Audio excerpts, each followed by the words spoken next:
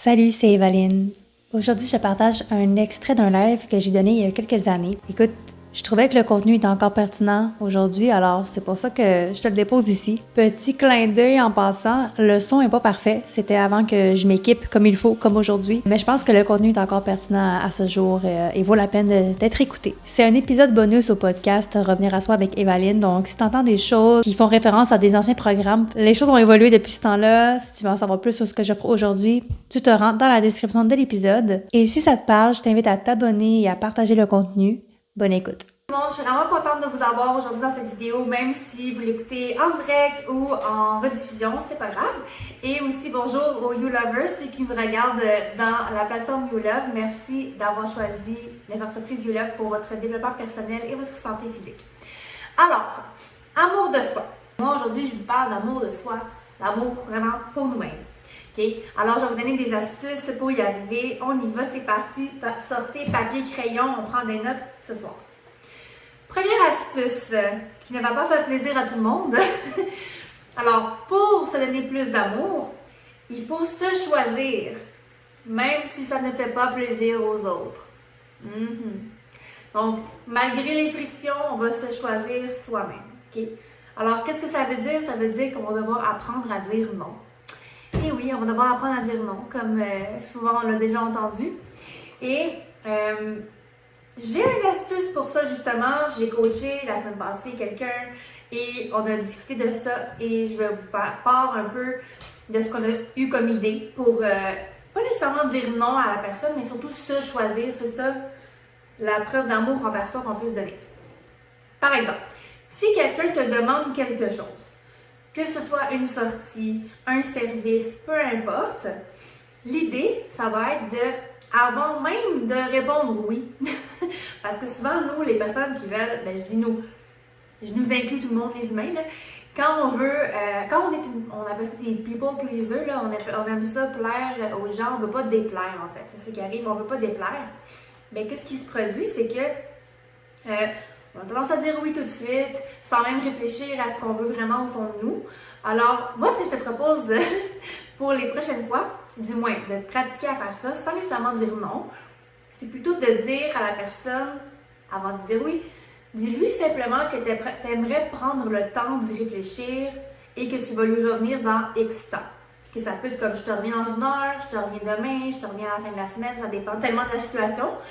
Mais au moins, en faisant ça, tu vas vraiment prendre le temps de te poser la question si c'est quoi que tu as envie de faire avec la situation. Okay? Donc, tu as seulement besoin de dire que tu vas prendre le temps d'y réfléchir, tu peux le ou la remercier de son invitation, peu importe. Et tu vas prendre le temps de réfléchir à ce que tu veux au lieu d'éviter, en fait, au lieu de donner une réponse trop vite, puis prendre le risque d'être en désalignement avec toi-même. OK? Alors, donc c'est ça l'idée, c'était vraiment juste ça, c'est pas compliqué. Se choisir, même si ça fait pas plaisir aux autres, ça peut aussi être vu d'une autre manière, mais moi c'était vraiment l'exemple que j'avais trouvé pour l'instant. Des fois, on veut tellement être accepté, faire plaisir aux autres qu'on s'oublie, et malheureusement, moi je trouve personnellement que ça n'a aucun sens parce que si on fait ça, c'est comme si la personne va apprécier qui on n'est pas en démontrant qu'est-ce qu'on n'est pas, parce qu'on veut plaire. En tout cas, je sais pas si vous me suivez, mais l'idée, c'est de revenir à son centre et quand tu peux pas être aligné toujours avec toi-même directement, c'est pour ça que je dis prends le temps de réfléchir. Puis quand je dis réfléchir, ça veut pas juste dire réfléchir avec ta tête. Ça veut dire prendre le temps de fermer les yeux, de ressentir ton intuition, qu'est-ce que ça dit, parce que des fois, ça peut nous donner beaucoup d'informations par rapport à ça. Deuxième astuce. Je l'adore, celle-là. Se discipliner sur les choses qui comptent pour nous, à court terme et à long terme. Hein? Parce que la discipline, c'est souvent mal perçu. En fait, moi, je trouve que la discipline, c'est de faire preuve d'un grand respect envers soi, okay? Et envers ses aspirations et envers la vie. Parce que la vie, on le sait, elle est courte et disons-le, le temps est précieux. Alors moi, ce que je te propose de faire pour te donner plus d'amour, pour plus te respecter, c'est de te discipliner sur ce qui compte vraiment pour toi. On y va pour les choses qui sont à court terme. À court terme, ça peut être vraiment niaiseux, là. Ça peut être juste avoir de l'ordre chez toi. OK, tu sais, de faire ton lit, par exemple. Peut-être que, mettons que t'es avec ton conjoint, pour lui ou pour elle, c'est pas important le ménage autant que toi, mettons. On va dire ça comme ça. Ben, par amour pour soi-même, prends les choses en main et, par exemple, je donne l'exemple de faire le lit, mais ça peut être n'importe quoi. Ça peut être juste de libérer la table, de plier le linge, peu importe. Juste de faire un effort pour que toi, tu te sentes bien, sans demander rien à personne. C'est juste t'occuper de tes choses, de ton environnement. Et si à court terme, on s'entend, ça peut être fait au quotidien ou hebdomadairement. Et ben, ça fait du bien. C'est comme ça que je le vois.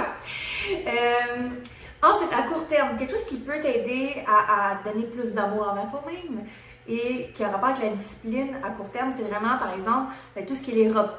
En fait, manger. Les repas qui sont nutritifs. Okay? De t'assurer d'avoir une alimentation qui est saine et qui correspond à tes standards en tant qu'alimentation saine, dans le fond. Parce qu'on n'a pas toute la même vision, on n'a pas tous les mêmes besoins, les mêmes désirs, etc.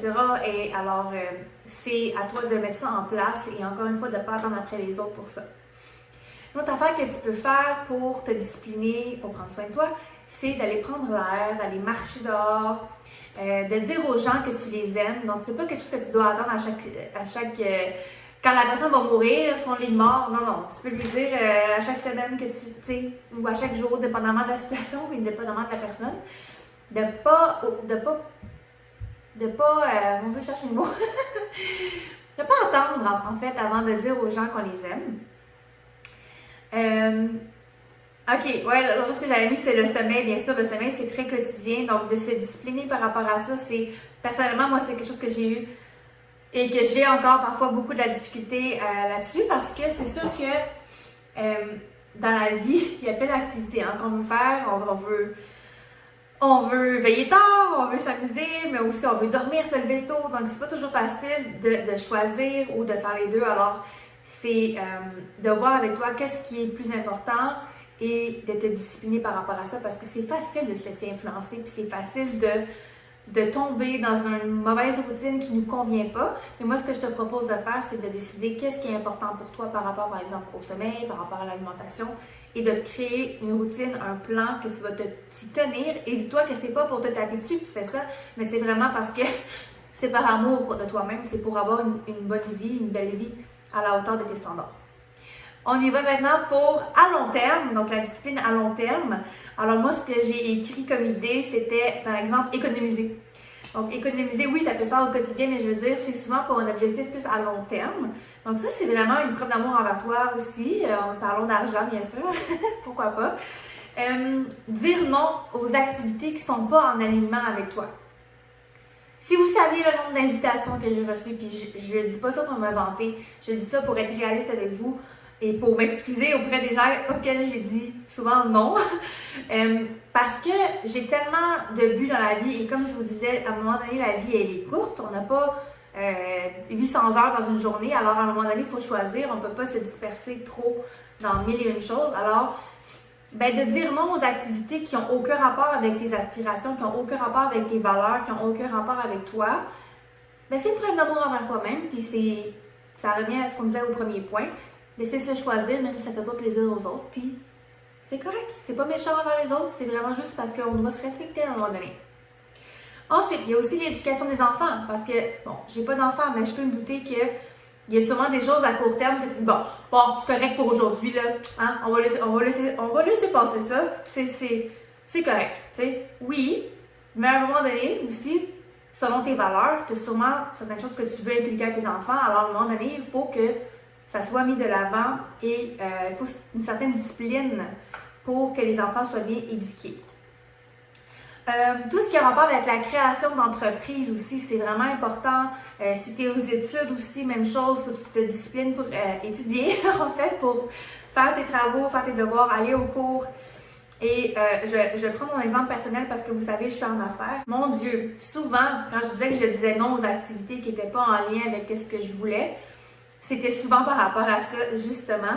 C'est-à-dire que, par exemple, quand tu travailles à temps plein, dans une autre place pour avoir tes revenus de vie et que le seul temps que tu as finalement pour travailler sur ta business, c'est le jour, la fin de semaine, ou le soir, la semaine, mais tu es déjà fatigué de ta journée de travail. Puis là, les gens ils disent « Hey, on va se faire une activité de jour, la fin de semaine. » C'est sûr que ça te tente, parce qu'à un moment donné, tu as besoin de bouger, tu as besoin de vider ton esprit, de faire une activité extérieure, puis je l'ai fait.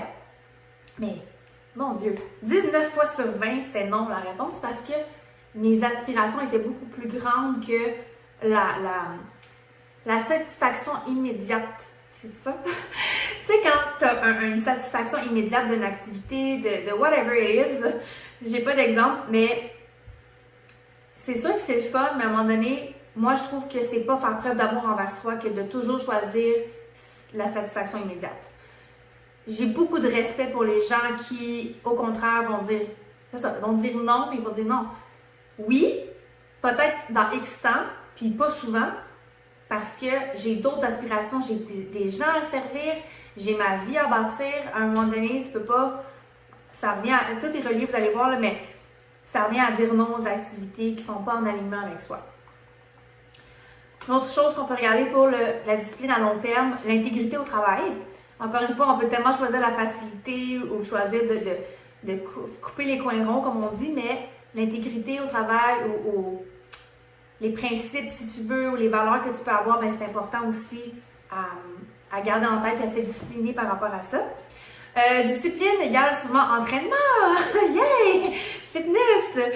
Oui, ça peut être à court terme aussi, mais à long terme, on va se le dire, c'est sûr que c'est important de garder une certaine régularité, de bouger au niveau parce que l'entraînement, ça fait un peu peur. C'est pas nécessairement un entraînement, mais d'avoir une certaine routine, si tu veux, pour bouger, pour mettre ton corps en mouvement et t'y tenir par respect pour toi, par amour pour toi, parce que tu veux éviter les problèmes et tu veux avoir une belle vie, tu veux être en santé, tu veux être en forme, tout simplement.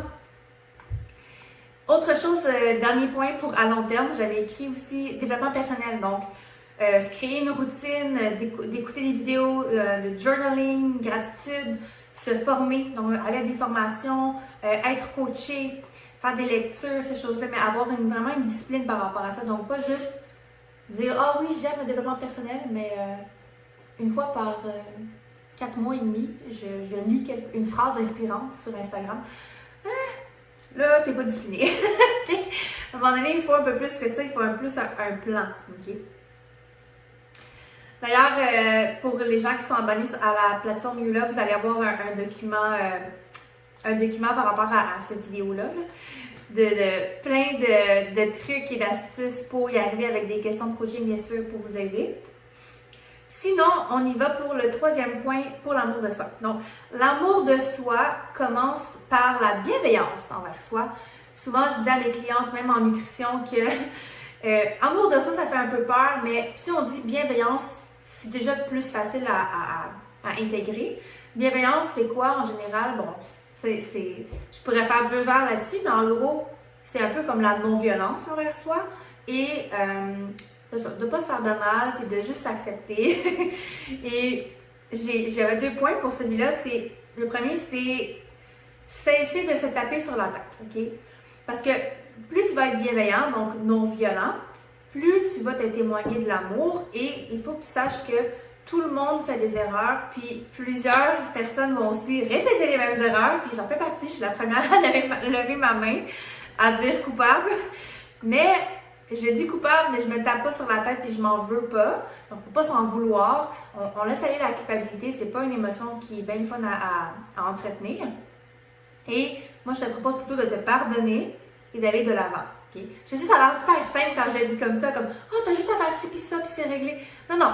C'est un processus, c'est difficile, ça prend du temps, mais écoute, c'est possible. Et surtout, si tu n'y penses même pas, comment dire, si j'en parle et pour toi ça rentre dans l'oreille et ça sort de l'autre, c'est peut-être parce que tu n'es pas rendu là. Ou si tu me dis, ouais, mais là, il me semble que c'est pas facile d'être bienveillant envers soi, tu as raison, puis c'est un processus qui peut prendre du temps. Puis ce que j'essaie de dire, c'est que il faut au moins qu'on sème la graine, puis à un moment donné, ben, tu peux travailler là-dessus, puis il y a plein de façons de travailler, puis Donc, il y a ça, il y a sûrement plein de livres aussi là-dessus.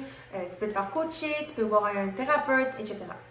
Alors, oui, dans tout, puis sachez qu'il y a tellement d'informations maintenant sur Internet, on peut vraiment apprendre de tout et vraiment s'aider en plusieurs choses, parfois même gratuitement, alors c'est good. Deuxième point pour l'amour de soi, quand je parlais de bienveillance, donc le premier c'était cesser de se taper sur la tête et le deuxième c'est honorer ses sentiments. Okay? Parce que la bienveillance envers soi, selon moi, c'est aussi honorer son ressenti. Okay?